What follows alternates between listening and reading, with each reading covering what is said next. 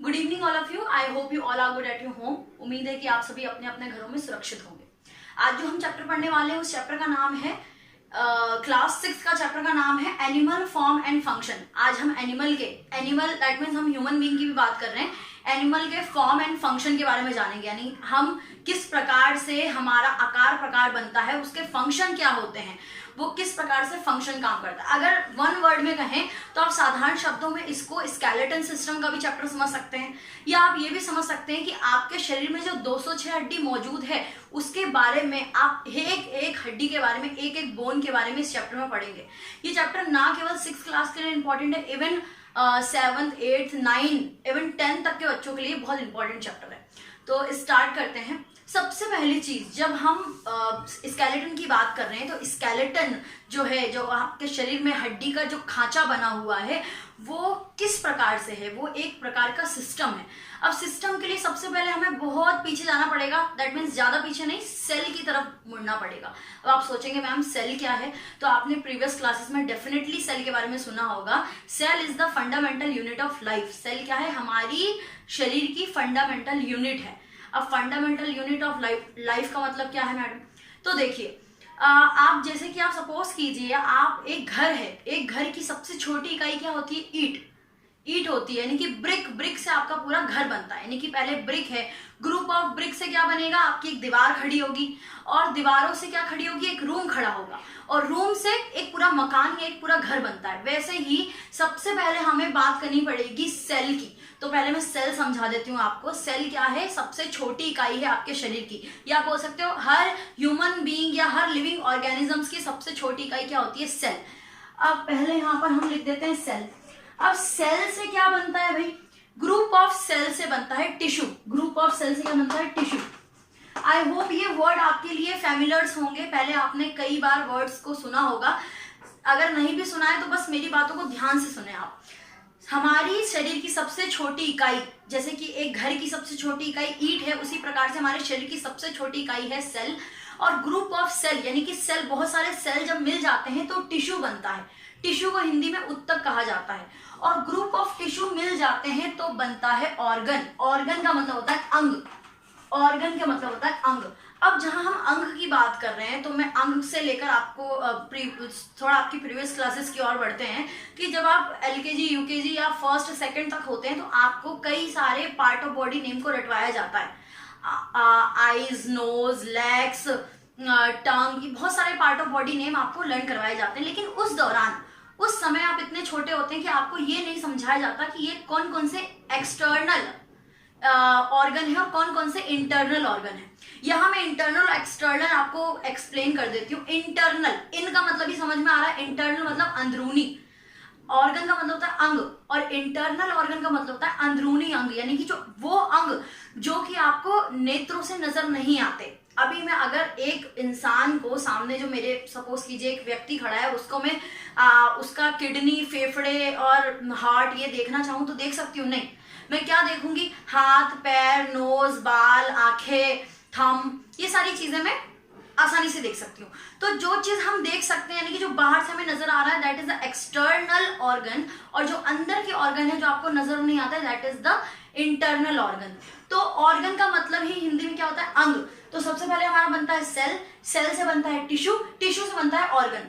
अब ऑर्गन से क्या बनता है, ऑर्गन से भी बनता है भाई, अंग से भी बनता है, अंग से बनता है ऑर्गन से, यानी कि ऑर्गन से बनता है ऑर्गन सिस्टम। ऑर्गन सिस्टम क्या होता है, तो हम अभी आपको ऑर्गन सिस्टम के बारे में और पूरे ही बोन्स के स्ट्रक्चर के बारे में एक एक चीज आपको पढ़ाई जाएगी। तो ऑर्गन सिस्टम यानी कि आप ये समझ सकते हो, ये मूलभूत है आपके शरीर के लिए, क्योंकि आपके शरीर का हर एक भाग, जैसे कि एक फैक्ट्री में मशीनें काम करती हैं तब जाके एक फैक्ट्री जो है वो चलती है, चाहे वो उद्योग की फैक्ट्री हो, चाहे फूड फैक्ट्री हो, कोई भी हो, कोई भी फैक्ट्री। वैसे आपके शरीर में बहुत सारे सिस्टम जो है वो काम करते हैं, तभी आप अपने जीवन में सरवाइव कर पाते हैं, आपके जीवन में आप जी पाते हैं, दैट मीन्स ये बोल सकते हैं आप। तो ऑर्गन सिस्टम है।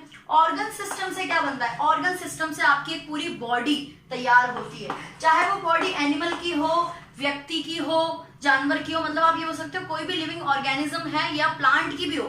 तो ये सारी चीजें पहले रहती है, उसके बाद ही एक बॉडी तैयार होती है। सबसे पहले क्या है, सेल। सेल से बना टिश्यू, टिश्यू से बना ऑर्गन यानी अंग, अंग से बना ऑर्गन सिस्टम, अंग का एक यंत्र बना, ऑर्गन सिस्टम बना, उसके बाद बना बॉडी। ये आपका शरीर इस प्रकार से बनता है।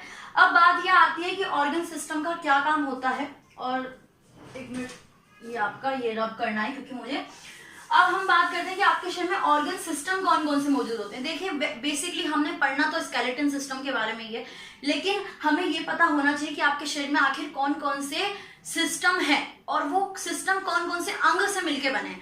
तो हम यहाँ पे सिस्टम पढ़ेंगे। सिस्टम की जहां बात हो रही है तो सबसे पहले हम स्केलेटन सिस्टम ही ले लेते हैं। स्केलेटन सिस्टम,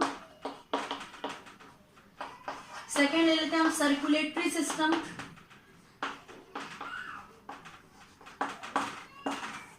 आप नोट करना चाहें तो साथ साथ नोट कर सकते हैं।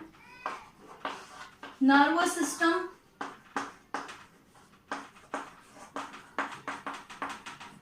ओके। फोर्थ इज आप बोल सकते हो स्केलेटन, नर्वस, आप रिप्रोडक्टिव सिस्टम,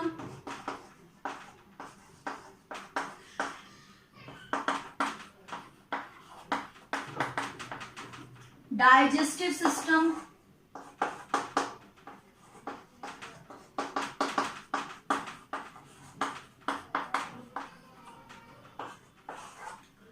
रेस्पिरेटरी सिस्टम,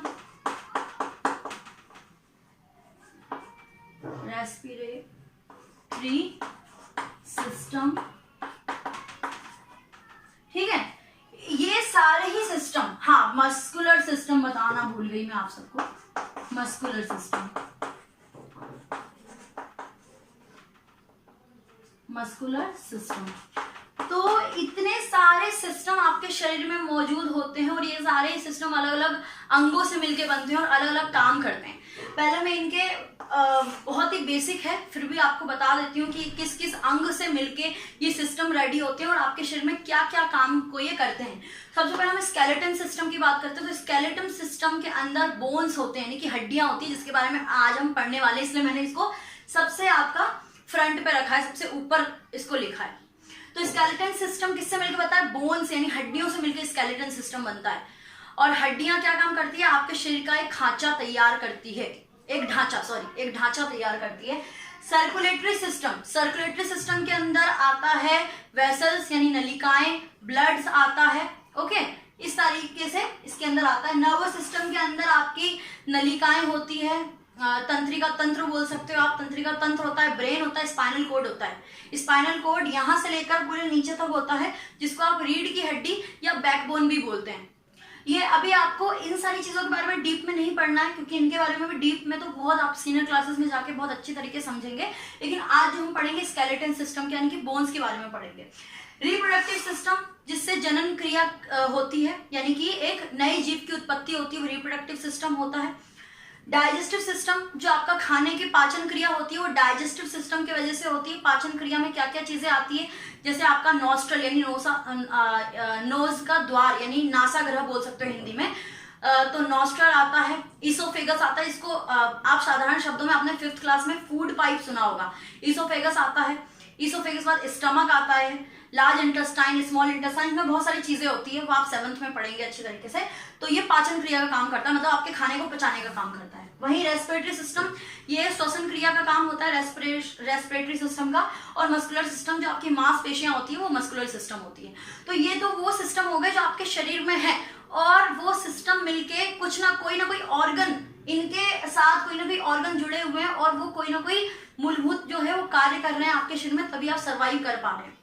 तो सबसे पहले हम स्केलेटन सिस्टम की बात करते हैं। तो स्केलेटन के अंदर मैं 3 प्रकार के आपको स्केलेटन समझा देती हूँ, 3 कौन कौन से होते हैं। एक तो एंडोस्केलेटन, एक्सोस्केलेटन और एक लिक्विड स्केलेटन। पहले लिख देती हूँ, उसके बाद मैं समझाऊंगी। एंडोस्केलेटन,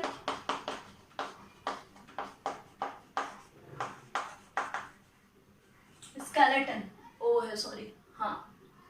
स्केलेटन, ठीक है, सॉरी, एक्सोस्केलेटन,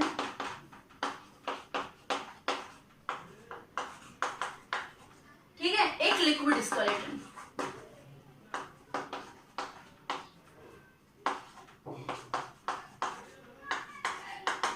या लिक्विड स्केलेटन। तो ये सारे स्केलेटन क्या क्या होते हैं, देखिए बहुत सारे जीव जंतु होते हैं। जीव जंतु कैसे, अलग अलग प्रकार के प्राणी आपके पूरे संसार में जो है वो पाए जाते हैं।